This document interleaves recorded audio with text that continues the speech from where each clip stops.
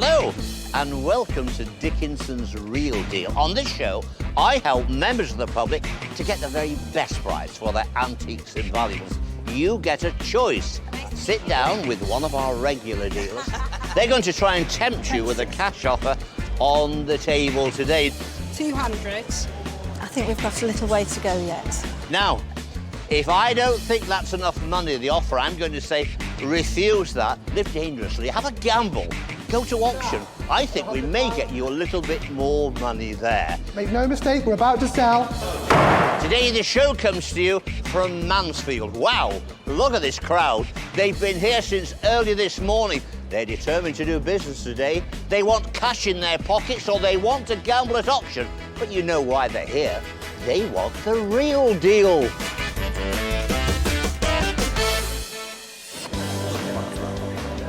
It's the first deal of the day, and who better to kick us off than Helen Gardner? See you. We have here a nice chinoiserie picture on rice paper. These were made for export, probably at the beginning of the 20th century, late 19th century. I put Japanese painted in, handed down from my great-grandma to my grandma to my mum, now to me. Brought it in to see what we can get. We'll see how we get on this one. This is an interesting little picture. What can you tell me about this picture? From what I've heard from my mum, it was handed down from my great-grandma. So it's been in the family a while? A few years, yeah. Well, it's quite a quirky kind of thing. It's painted on rice paper, probably at the beginning of the 20th century, maybe 1910, 1900. So someone's gone to China and it's been a kind of tourist thing that they've bought there. Usually they come in groups. There would have been maybe 6 of those at one point. But the painting's fine. There's 1 or 2 bits where it's gone a little bit, but it's on such fine, fine rice paper that usually they get damaged. But this one's in not bad condition. Do you know what you want for this, Nick? Roughly. Roughly? Roughly. You're not going to tell me, are you? No. What are you going to do with the money? I'm actually buying a house. You're not going to buy a house for this picture. No. So all the money's going towards that? Yes, yes. You wouldn't like to keep this for your new house, no? Not really. So, what am I going to put on the table for this? It's £20. It's £40. A little bit more. Is that a good start? A good start. A good start. I don't know if that might be the finish. Do I like it enough to pay any more money for it? £50. Now listen, I'm getting very, very close to the edge here. £50. I think that's a very good offer. We're close. 55. Another 10. You're a good poker player, aren't you? Right, this is it. If I put 60 quid. Yeah, we have a deal. We're going to have a deal. You are some negotiator. Thank Good you very poker much. player. Thank you very much. I like the chinoiserie frame, and it's a good decorator's lot. I'll do all right with that. Did really well. I've sold it for £60. I originally wanted 80, but if they'd gone to auction, we'd have had to have made nearly £90 to get that back, so really good. Joe Brayshaw's up next. Quick heads up, Joe. The people of Mansfield have their haggling hats on today. I've seen Joe on television. I'm really pleased and I hope to get a good deal. The next lady has brought me some gold. So it's out with the calculator, a bit of paper, and work out what it's worth and see if we can get a deal going. You're Jane, I understand. I am, yes. And you've brought in this bracelet. I have, yes. And why have you brought it today? Basically, I'm hoping to get a good price for it. It's just been in a drawer, doing nothing. So I just decided it's time to sell. Used to be my grandma's bracelet. She gave it me for my 18th birthday. And you don't wear it? I don't wear it, no. So it's 9-carat gold, and then you've got these 3 little boxes, which are quite fun, aren't they? Is that a 10-bob note? Yes. There'll be 10-bob note. Zillions of people that won't know what a 10-bob note True. is, won't they? No. I used to love getting a 10-bob note. A pound and a fiver. Yes. And it says on them, in emergency, break glass. How much is it? You tell me. Right. You get your purse out and let's Get see. my purse out. £1,000. It's a good start. It is a good start. Very good. But Not good enough, but it's a start. I think we'll ask for David to come in and give us the SP on the weights and the values and everything before I move on any further. Well, a very spirited start to the negotiation. £1,000 without any mithering on my part. I can tell you there's £1,276 worth of scrap gold at the current spot price today. The estimate for this is £1,000 to £1,200. A dealer's got to earn a fair profit. If there was another £100 on there, I would have thought £1,100 gives a realistic margin, and there's not much chance of it altering too dramatically before Joe gets round to the office where we scrap it. And she's a good runner as well, by the way. A hell of a runner. So, so I'm going to say, Joe, please, could we have another £100? Leaves you somewhere in the region of £150 to £175 worth of profit, and we would then have a deal. No, I'm not paying 11. 20, 10, 40, 10, 60. I still think it's worth a little bit more than that. The sovereigns on it as well. I'm just covering my back if it slips a few points before I do my 3-minute sprint. It's only £40 out. I know it's only 40 quid. 40 but, quid, but that's I'm here to make a living. I know I'm that. hard-nosed and I've got to make a living out of this. Nobody puts my food on my table but me. Have you tried doing this? Joe, please. Joe. Please. 40 quid. £40. Another £40 and I'll shake. We've got to put food on the table, Joe. Another 40 and No, we'll not doing shake. 40. I'll do 20 and that's 200 quid profit. If it was me, I'd grab the dosh and let's get out of here. You grabbing the dosh, I'll girl? grab the dosh. Thanks, Well Joe. done. Thank you very much. Thank you. And thanks for the deal. It's been That's good fun. okay. It was a nice deal to do because the lady was good crack. She had a bit of spirit. And I'm happy with the result. Poorer, but happy. Shall we go one more? You sure?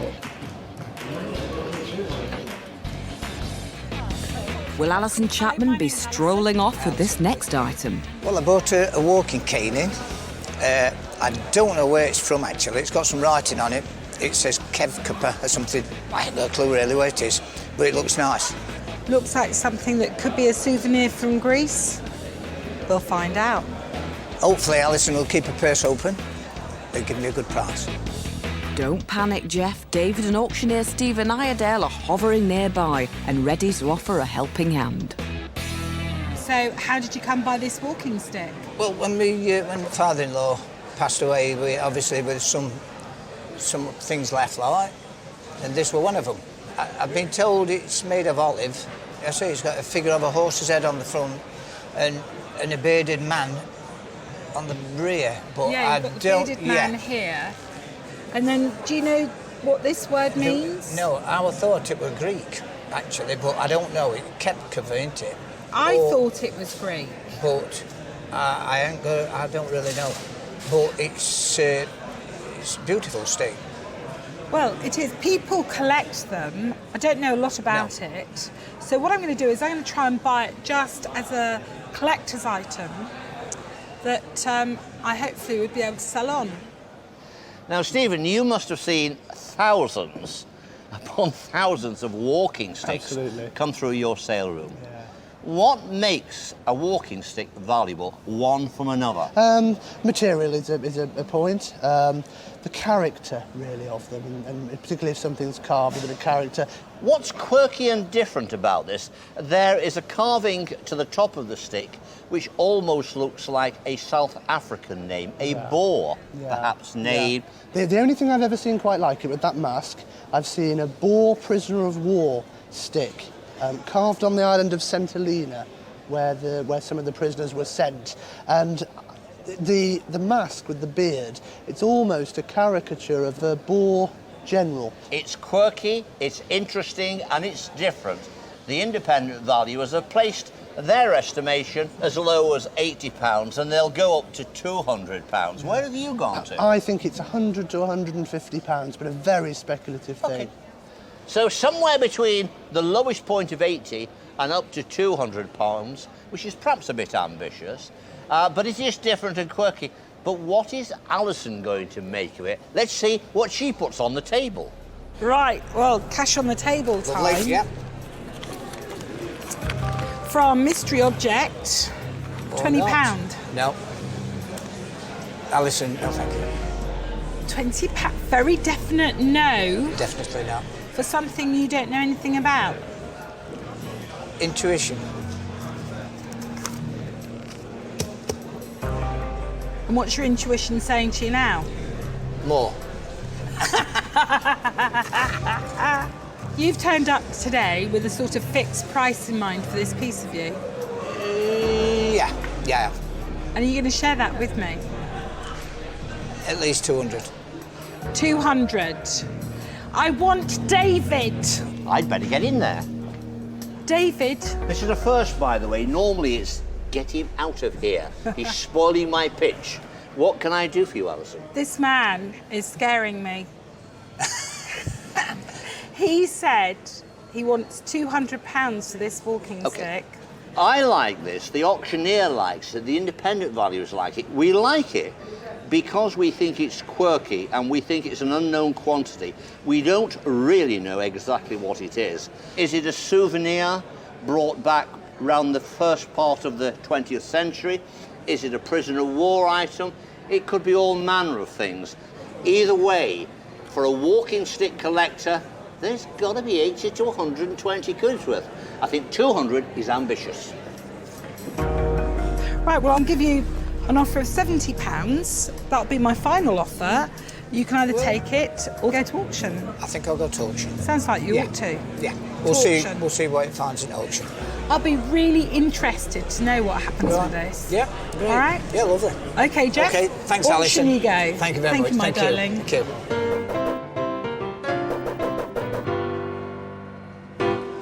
I don't know a deal about it, but I thought, well, let's give it a crack at the auction and leave it to them to decide what it's worth. I'm really glad we've got it coming in. A little bit of research leading into it. I think it could possibly be Boer War, prisoner of war work. It might be an early 20th century tourist piece. Very interesting, and I think we're certainly going to do a lot better than that. My instincts were that it was not a Boer War piece.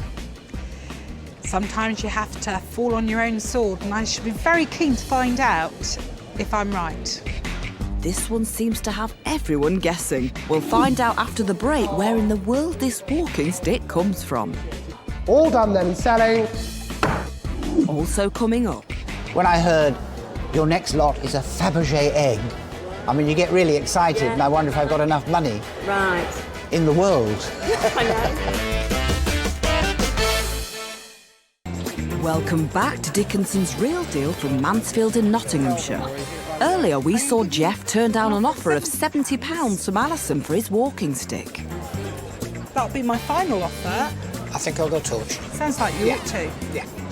So it's over to the auction to find out if he's made the right decision. Now, Jeff, on the dealer's day, you brought along an interesting item. It was a novelty walking stick, and there was an inscription on the mask which said Kef Kava. Now, I don't know what that means, but it sounds a kind of bit South African, but we really don't know. You sat down with Alison Chapman, she said £70. You said no. Yeah. Why did you say no? I thought it could be worth a bit more, so I thought, well, I'll try it at auction. OK. Just give it a go, like, see how it goes, see if it finds it's worth a bit longer. Worth a gamble? Yeah. It's here in the sale room. The reserve is 100. The question is, are the buyers here and are they going to go for it? Well, let's find out. Here's the olive wood novelty walking cane, probably Greek. Now, he's gone with it for Greek. It certainly is not South African. They've done a bit of research, obviously. 85 and 90 now. At £85 and 90 do I see? £90 bid. At £90, 5 new plates. 95, 100, 110. At £100 I'm bid and 10 do I see? £100. You were right to gamble. At £100. All done then, selling at 100. £100. The gavel has just gone down at £100. Take away the commission, and that leaves you with 82 quid. You happy with that? The real deal, Dave. It is the real deal, and it's better than the 70 that you turned down on the day. Jeff had a gamble. It came up trumps. 82 quid. That's the real deal. Well done on cashing in, Jeff. Good call. It's back over to the den where a very famous name has been laid on David Ford's table. I bought a Faberge and diamond 18 karat gold egg pendant to sell. Hopefully I'm going to get a good price today.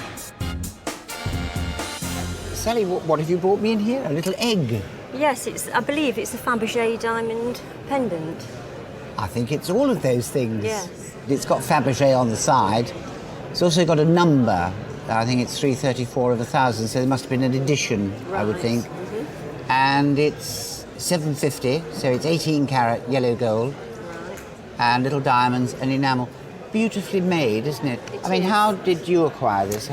Well, I do buy and sell jewellery. And Okay. I actually acquired it in a job lot of costume jewellery. Really? A couple of months ago, yes. Right. I knew it was something special because of the quality of it. I'm wondering how old it is. It's not terribly old, I don't think. No, it's not. But it's somebody has paid quite a lot of money for it. So I wonder how it found its way into this job lot No. of. I do like it because it's lovely quality, and that name, of course, is magical. When I heard your next lot is a Faberge egg, I mean, you get really excited, Yeah, and I wonder if I've got enough money Right. in the world. I know. But it is a Faberge egg, but it's very small, isn't it? It is, yeah. Right, I'll have a go at trying to buy it from you. Well, there's £50. It's got to be worth £100, hasn't it? Yes. You'd agree with that? Thought you would. What about £120 for your little 18 karat gold miniature egg? No, not Do you think it's worth more than that, I do you? Yes. Yes, I think it is too.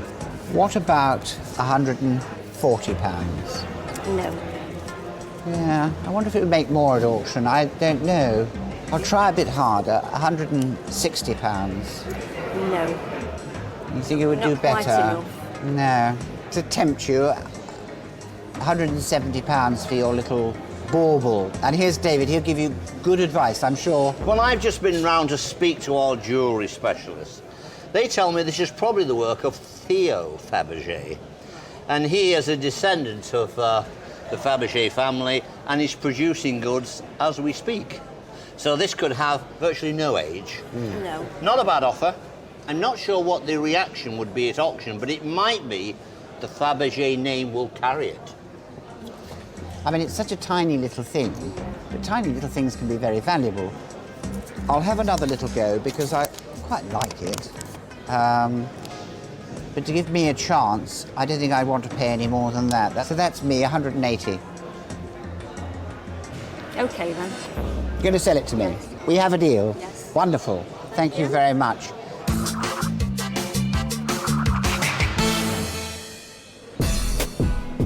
It's a busy day back in the den, and something to help our dealers relax might be in order.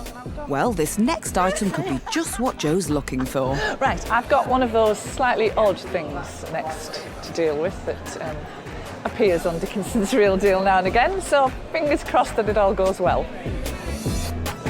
And you've brought along this Massage machine. massage machine, and it's in its original box. Yeah.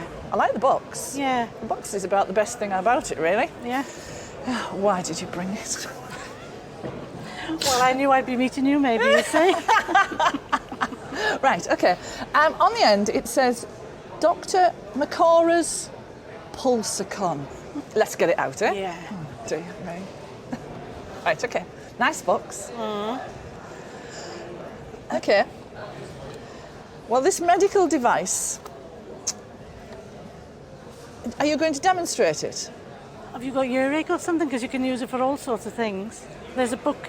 There's a booklet Yes, there. I'll let you hold that Yeah, all right. while I fish the book out, which is how to use a hand vibrator. So, as you own this beastie, would you like to demonstrate it, please? Well, do you want it on my hand? Yeah, say you've got a pain or something there, or you can do it all over the body, like, and you put it on like Keep it this. clean? Oh, God. Yeah, it's clean. It's a bit stiff. Ow! And then it cures it, like. Does it? Yeah. Right. So, Susie, where did you get this? Well, my mother was left it from one of our neighbours, and then my mother gave it to me.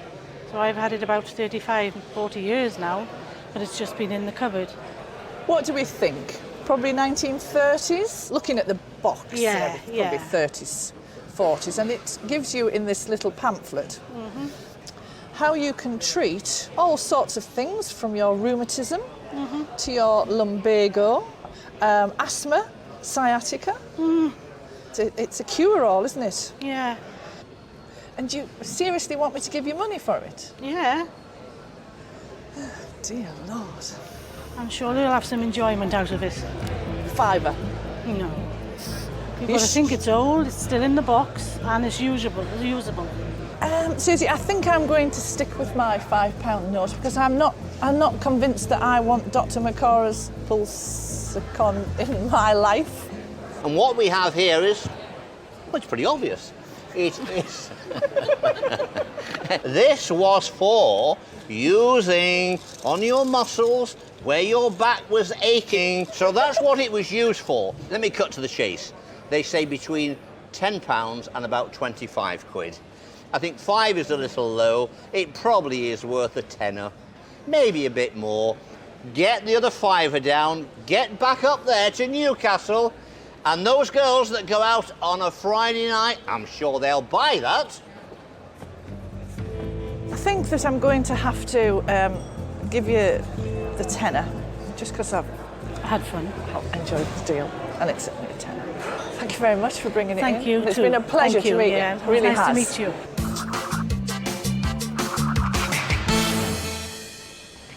Just what you need after a hard day in the den, eh, Joe? Coming up, is Alison trying to pull a fast one? Here is someone that's cocking a death and say, it's worth 100 quid. You know, like I know, she knows more about this than we know. If you say so, David. Welcome back to Dickinson's Real Deal. The team are in Mansfield, Nottinghamshire today, and as the antiques and collectibles pour in, let's steam on over to Alison. Valerie. Yeah. Well, I brought in a Midland Railway distance diagrams book, which I believe dates back from the 1890s. I'd be interested to see what it's worth, and I'm really looking forward to meeting Alison, although I think she might be a tough cookie to deal with. I have so many railway books at home. I really am not sure I want to take home another one. Unless, of course, it's on the cheap. Right, well, your book, heavy. It is very heavy, yes. Thank goodness for sat-nav.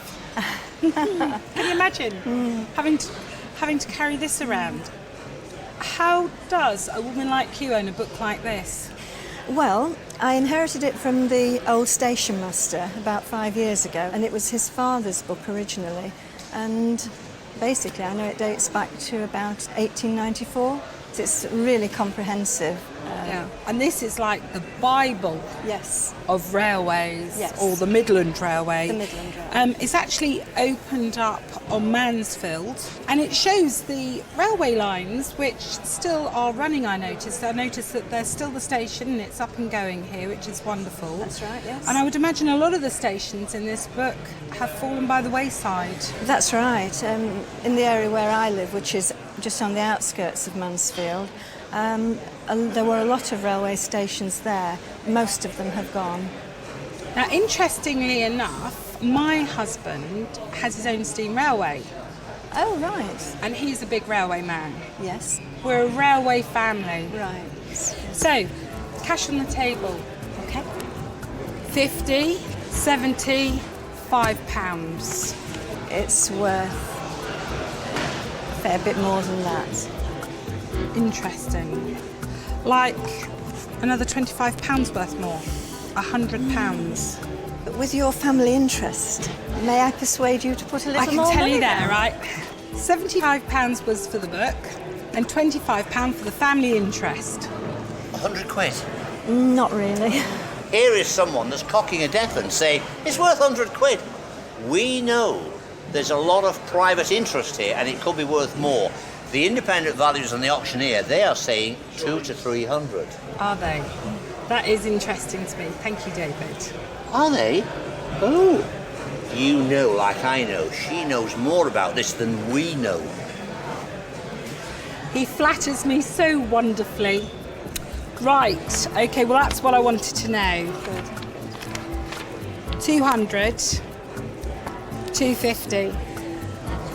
Because, Alison, I know that this will go to a good home. What she eventually put on the table? 250. Told you, didn't I? I need told you she knows more about this than she's letting on. Now I'm going to say to you, close the deal. So because I know that it will go to a good home, we have a deal. Thank you. Thank you very much. You're welcome. The one thing I did know was when it hit the table, that book, it was going home in my handbag, or in this case, in the trunk of the car. I think it was great when David came in and Alison soon perked up the offer. I wanted it and I bought it.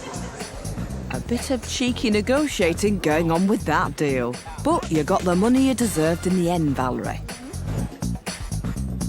£150, 165, do I see? 340. Back in the den, and David might be in for a shock with this next lot. Today I brought a shock therapy machine. It's come down from my grandfather, so I've inherited it, and I'm hoping to get a fair few quid for it.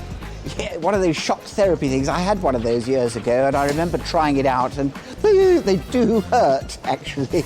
So they're a bit of fun, actually. You can give them to people and frighten the life out of them by hurting them, but not something I do these days. You brought me in a shocking machine. A shock therapy machine. A shock therapy machine. Yeah, I've had one of these in the past, and they do work, don't they? They make you jump out of your skin. They do very much. You wind this round, that generates power, and you hold those. Well, you don't, and perhaps you'll hold them. No, so no. No, I'm not You've done that, I've done have it you? plenty of times. And it does sting, doesn't it? It does. So it did work. So tell me how this came into your life. My great-grandfather used to be a variety performer at the Alhambra Theatre in Barnsley as a juggling act. Oh, really? And he used these to relax his muscles and exercise his muscles, so when he went on stage. Oh, he actually used it on himself? Yeah. I noticed on the top here there's actually a gauge that tells you, presumably, the amps or volts or something. Yeah, you can change it. There's a little button here. Oh, and that alters it, does it? Yeah, it does. Then it's got a huge magnet in here, a coil. You can see how it works, can't you? I'll get some money out. I don't think it's worth a great deal of money, but I'll make you a sporting bid of £40. No, it's got to be more than that. You think it's worth more, it's do you? It's got to be worth more than that. Do you think so? Yeah. I don't think it's worth a lot more. Michael, £50? No. It's not going to buy it for that. You know how this programme works, don't you? If you don't take my 50 quid, you have to... Go to auction. And have a go. I mean, I hope at auction you'd get more money, but is that your decision? That's my decision. Michael, very nice to meet you. Have you been to an auction before? No, I haven't, no. Oh, you'll have a bit of fun. No. David will be there, keep an eye on you, look after you. Yeah. And I think you'll enjoy the day. Let's hope it does really well. I hope so.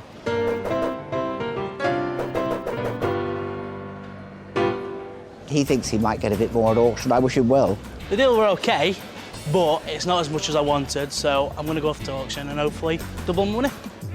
We love your confidence, Michael. We're with you all the way. Have you ever been tempted to try it out, to plug it onto yourself and have a go? I have tried it on my brother. A good shock, I tell you. And what was his reaction? He couldn't let go of it. He was like,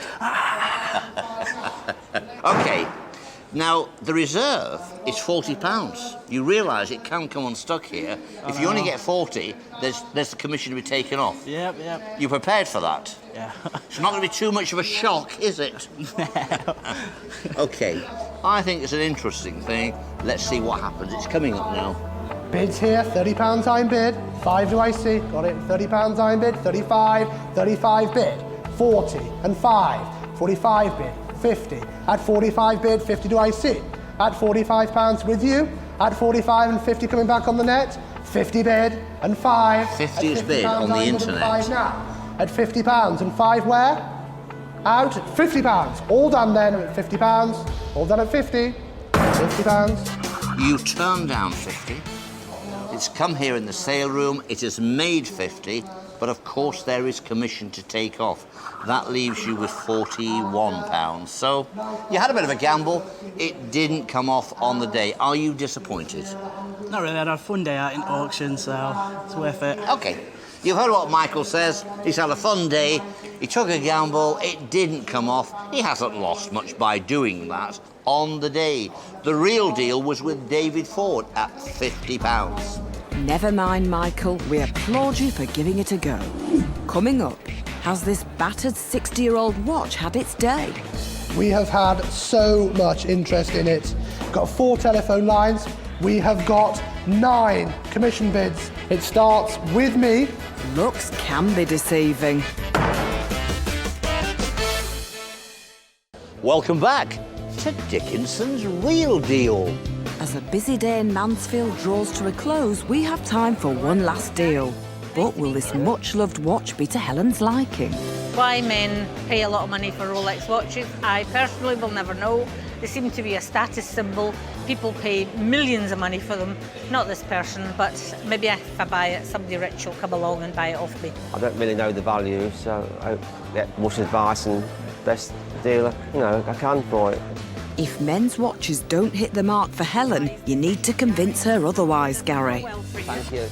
Tell me about your Rolex watch, the magic name, Rolex. Well, it's my dad's watch. Yeah. He found it when he worked for Leicester Polytechnic. He found it? He found it, yeah. He handed it in to the authorities. Yes. Nobody come to claim it. So he ended up... He got it back? He got it back, oh, yeah. That's right. If it's been unclaimed for a long time. That's right, yeah. There about 12 months it was sat there. Yes, we're yeah. looking for an owner. Well, yeah. Lucky him. This was about 1960, you say? Something like that, yeah. 1960, and it's a Seamaster. Yeah. The GMT Seamaster. Yeah. Well, I have no idea what to offer you for this watch, Gary. Do you want me to put some money on the table? Yes. And then you can say no. Right, let me see. There's 50.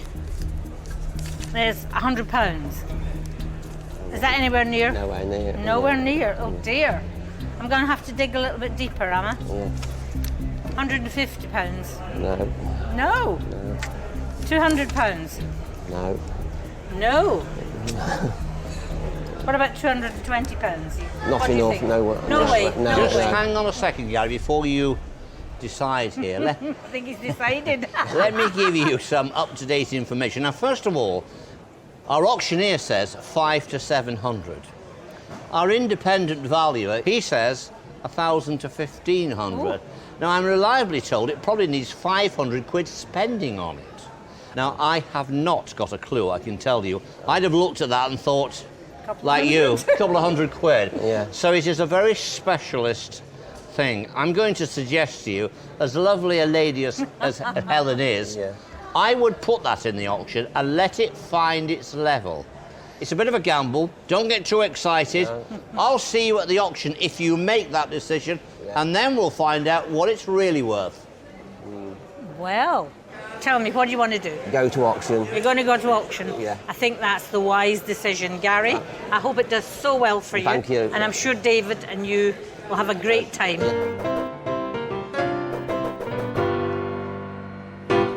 I personally could think of nothing in the world that would let me pay £1,500 for a watch like that, but I'm sure it's worth a lot more to the right person, which wasn't me.